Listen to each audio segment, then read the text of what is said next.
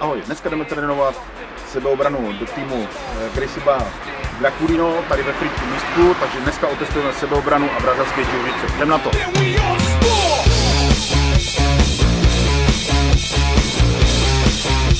Čau!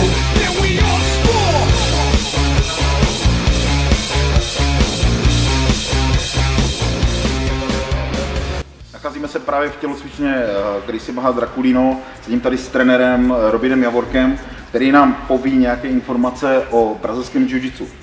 Robine, řekni nám, brazilské jiu-jitsu je vlastně takový nový styl nebo staronový, já nevím, jak bych to teďka správně řekl, abych nemystikoval lidi. Řekni nám, co je to vlastně brazilské jiu-jitsu nebo odkud pochází brazilské jiu-jitsu? Brazilské jiu-jitsu pochází z Brazílie, jak už je patrno z názvu. Vyvinulo se zhruba před 100 lety v roce 1920, kdy bylo ustáleno rodinou Gracie, kdy bráchové Helio Gracie a Carlos Gracie byli vyučováni japonským mistrem.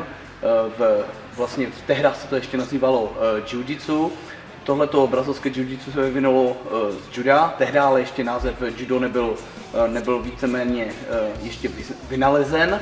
A brazilské jiu-jitsu oproti judu se zaměřuje hlavně teda na boj na zemi, kdy původem samozřejmě byla sebeobrana, volný boj i s údery, což i dneska to zahrnuje, a později se to vyvinulo stejně jako judo i ve sportovní složku, ve sportovní brazilské jiu-jitsu.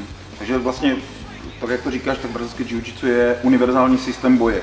Je tedy zaměřen více na boj na zemi, ale spadají do něho údery, kopy, jo, a vychází tedy převážně z juda nebo z tradičního jiu-jitsu?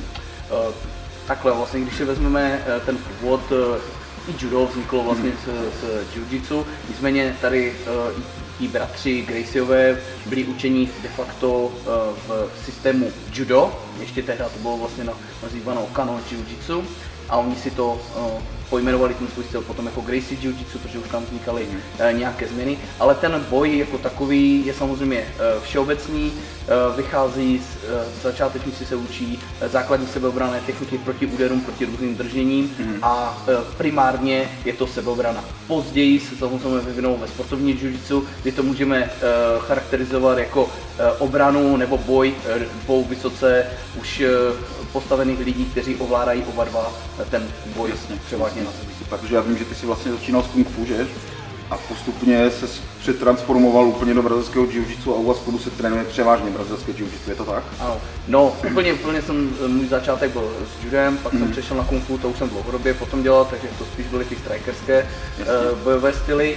A poté, když se objevilo vlastně první UFCčka, MMA zápasy, tak jsem si chtěl obohatit svoje kung fu o brazilské jiu-jitsu a nakonec se to převrátilo tak, že dneska už je to pouze brazilské jiu-jitsu. Super, super. Prosím tě, zkus mi ještě teďka říct, jak to vidíš jako ty jako trenér brazilského jiu-jitsu a tedy člověk, který má nějaké zkušenosti s jinými styly, jak ty vnímáš brazilské jiu-jitsu a sebeobranu?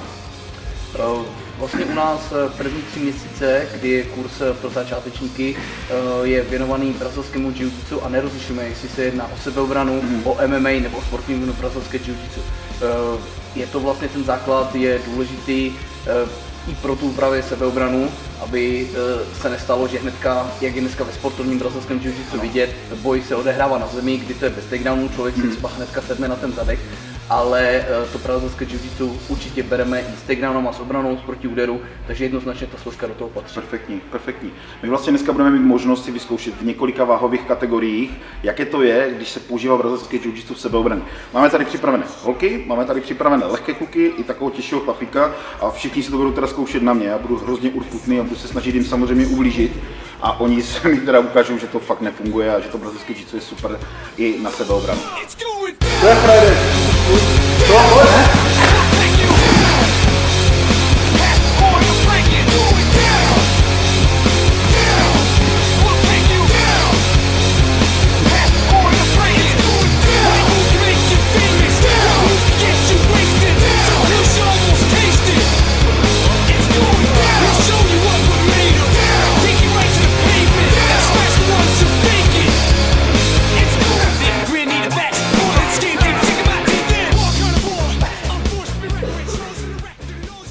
Tak, máme za sebou Dneska brazilské jiu-jitsu a sebeobrana, musím za sebe říct, že spousta těch technik je opravdu použitelná. Je velká škoda, že se do tohohle videa nevleze daleko více možností technik, co bychom mohli ukázat. V každém případě je to na vás, můžete si zvolit brazilské jiu-jitsu jako sebeobrana.